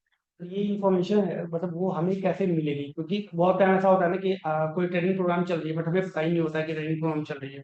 वो कहते हैं हमारे यहाँ जो भी आते हैं वो अधिकतर वाल्मीकि या आत्मा से, फार्मर्स या जो होते हैं, या स्टेट गवर्नमेंट से, या फिर जो भी अप्रोच अगर करते, क्योंकि हम हर एक को इंडिविजुअली इंटरटेन नहीं कर सकते, क्योंकि हम लोगों का मेन काम रिसर्च का है। तो इंडिविजुअली इंटरटेन करना हमें मुश्किल होता है। हमारे यहाँ अगर कुछ आते हैं, पेड प्रोग्राम्स आते हैं, जैसे आत्मा का है, वामिति का है, या स्टेट गवर्नमेंट का है, या यूनिवर्सिटीज का है, तो उनके लिए हम लोग एंटरटेन कर पाते हैं, क्योंकि हमारे पास भी लिमिटेड रिसोर्सेज है, इसलिए हम लोग सबको एंटरटेन नहीं कर पाते। जो हमारे यहाँ कुछ पेड प्रोग्राम्स आते हैं उसके ट्रेनिंग वगैरह के, उनको हम लोग प्रोवाइड करते हैं। बाकी वामिति का तो ये काम ही है कि वामिति डिफरेंट उनके लिए ट्रेनिंग प्रोवाइड करें। यूनिवर्सिटीज में भी प्रोग्राम चलते रहते हैं, तो उनको वो ट्रेनिंग प्रोवाइड। सर और आत्मा का क्या उसका रोल है? इसका आत्मा का रोल भी यही है, फार्मर्स के लिए ट्रेनिंग प्रोवाइड करना, फार्मर्स के लिए डिफरेंट टाइप के इंटरवेंशंस, कैसे उनकी इनकम लाइवलीहुड बढ़े, इस टाइप की बताना। और उसमें वो स्टार्टअप और भी कुछ है उसमें? आई डाउट, स्टार्टअप के लिए तो यही है, मेन प्रोजेक्ट बना करके कैसे आप उनके साथ डिफरेंट फंडिंग एजेंसीज के साथ आप वो कर सकते हैं, वो है। टेक्नोलॉजी मैनेजमेंट हाँ, तो एग्रीकल्चर टेक्नोलॉजी मैनेजमेंट एजेंसी, वही कहते हैं ना आत्मा को, उनका तो वही लिमिटेड रूल है। जो भी टेक्नोलॉजी डेवलप हुई है डिफरेंट आईसीआर इंस्टीट्यूट से, तो उसको वो प्रमोट करते हैं फार्मर्स के बीच में, यही उनका रूल है। तो अब चलने से पहले मैं आपको एक कविता सुना देता हूँ, क्योंकि जरूरी है मूड फ्रेश करने के लिए भी है, और एंकरेज करने के लिए। कविता है हरवंश राय बच्चन की, जो मुझे हमेशा प्रेरित करती रहती है, और आपको भी करना चाहिए, कि लहरों से डरकर नौका पार नहीं होती, कोशिश करने वालों की कभी हार नहीं होती। नन्ही चींटी जब दाना लेकर चलती है, चढ़ती दीवारों पर 100 बार फिसलती है। मन का विश्वास रगों में साहस बढ़ता है, चढ़कर गिरना गिरकर चढ़ना ना उसे अखरता है। आखिर उसकी मेहनत बेकार नहीं होती, कोशिश करने वालों की कभी हार नहीं। डुबकियां सिंधु में गोताखोर लगाता है, दुखियां सिंध में गोताखोर लगाता है, जा जाकर खाली हाथ लौट कर आता है, मिलते नहीं सहजी मोती गहरे पानी में, बढ़ता दुगना विश्वास इसी हैरानी में, मुट्ठी उसकी खाली हर बार नहीं होती, कोशिश करने वालों की कभी हार नहीं। और असफलता एक चुनौती है, असफलता एक चुनौती है, इसे स्वीकार करो। क्या कमी रह गई देखो और सुधार करो। जब तक न सफल हो नींद चैन को त्यागो तुम, संघर्ष का मैदान छोड़कर मत भागो तुम, कुछ किए बिना ही जय जयकार नहीं होती, कोशिश करने वालों की कभी हार नहीं। Thank you. अरे जो तो वो अच्छा चलिए।